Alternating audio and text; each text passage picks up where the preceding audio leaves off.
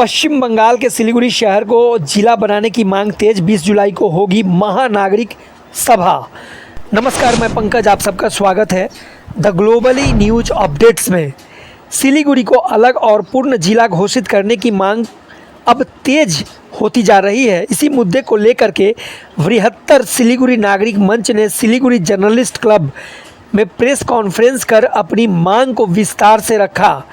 मंच ने घोषणा की कि इस मुद्दे पर जन समर्थन जुटाने के लिए 20 जुलाई को राम किंकर हॉल में एक विशाल नागरिक सभा आयोजित की जाएगी। इसमें शहर के आसपास के लोगों से बड़ी संख्या में शामिल होने की अपील की गई है। नागरिक मंच की मांग है कि प्रस्तावित सिलीगुड़ी ज़िले में जिला बनाना बहुत ज़रूरी है। सिलीगुड़ी नगर निगम क्षेत्र, सिलीगुड़ी उपमंडल, डाबग्राम, फुलबाड़ी विधानसभा क्षेत्र और वीनागुड़ी मौजा को शामिल किया जाए। मंच की यह भी मांग है कि बढ़ते शहरी विकास और प्रशासनिक ज़रूरतों को देखते हुए सिलीगुड़ी को अलग जिला बनाया जाना चाहिए। मंच ने यह भी बताया कि इस संबंध में तैयार मांग पत्र जल्द ही राज्य सरकार को सौंपा जाएगा और मुख्यमंत्री शुभेंदु अधिकारी के नेतृत्व वाली सरकार से सिलीगुड़ी को नए जिले का दर्जा देने की मांग की जाएगी। आइए इसी से जुड़ा हुआ देखें एक रिपोर्ट और चीज़ों को समझे विस्तार से। आप सभी का दिन शुभ हो। भारत माता की जय, हिंदुस्तान जिंदाबाद। চেষ্টা করা পরবর্তীতে এবং আরও সময় অতিবাহিত হয়েছে, মাঝে করোনা যায় এবং আমাদেরও কয়েকজন বর্ষিয়ান সদস্যরা এই দাবিটা নিয়ে আমরা অগ্রসর হতে চাই। এই দাবির সপক্ষে আমরা আগামী 20 তারিখ দীনবন্ধু মিত্রের যে রামকিঙ্কর হল, সেখানে একটা নাগরিক সভার আয়োজন করেছি। এদিন যাতে উপস্থিত হয়ে ওই মিটিংয়ে আমরা এই শিলিগুড়িকে জেলার দাবিতে যে আমাদের একটা রেজলিউশন আমরা করে আমরা সরকারের কাছে, বর্তমান নতুন সরকারের কাছে পাঠাতে চাই এবং আশা করি সরকার আমাদের দাবিটা নিশ্চয়ই বিবেচনা করবে। এবং আরেকটা কথা বলে রাখি, বৃহত্তর শিলিগুড়ি নাগরিক মঞ্চ কিন্তু একটি নন পলিটিক্যাল অর্গানাইজেশন করব। এখানে কোনোরকম রাজনৈতিক কোনো ব্যাপার নেই। শিলিগুড়ির মানুষ এবং শিলিগুড়ি সংলগ্ন পার্শ্ববর্তী এলাকার মানুষের বিভিন্ন সুবিধা অসুবিধা নিয়ে আমরা কাজ করছি এবং আগামীতেও করব।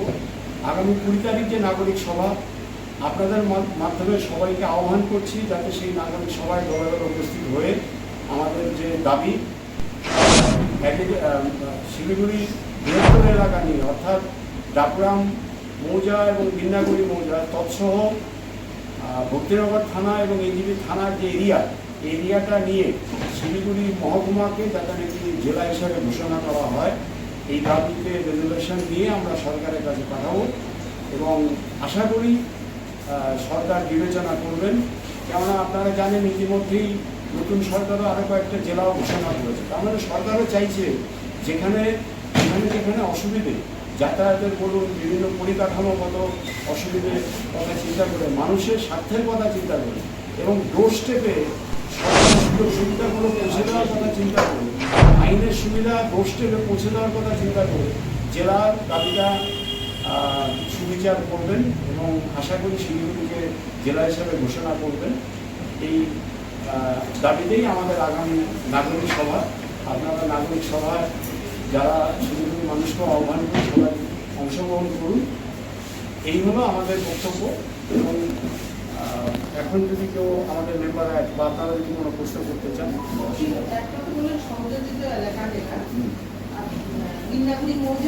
আর ডাবগ্রাম ফুলবাড়ি কিন্তু অলরেডি এনজিপি থানার মধ্যে আছে, ওই এরিয়াটা সবাই চলে আসছে।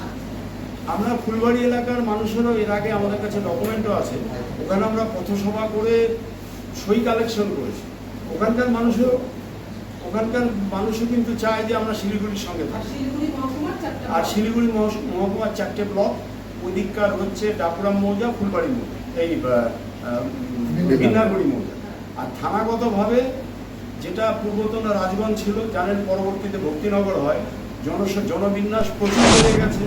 তারপরে ভক্তিনগর থেকে ওখানে আবার এনজিপি হয়। সুতরাং ভক্তিনগর এবং এনজিপি দুটো থানা এলাকা। আর মৌজারা, এই দিয়ে আমরা চাইছি শিলিগুড়িকে একটা পূর্ণাঙ্গ জেলা হিসেবে ঘোষণা। আপনাদের সময়টা কখন, মানে সেদিন যে প্রোগ্রামটা